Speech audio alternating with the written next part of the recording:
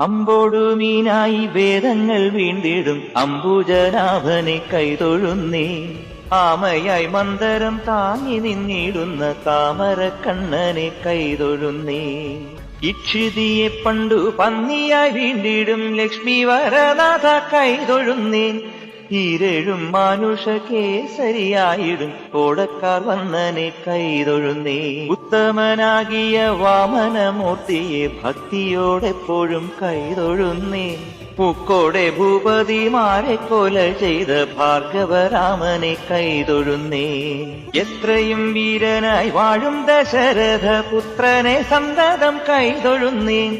ഏറെ ബലമുള്ള ശ്രീബലഭദ്രരെ സർവകാലത്തിലും കൈതൊഴുന്നേ. ഒക്കെയൊടുക്കുവാൻ മേലിൽ പിറക്കുന്ന കൽക്കിയെ തന്നെയും കൈതൊഴുന്നേ.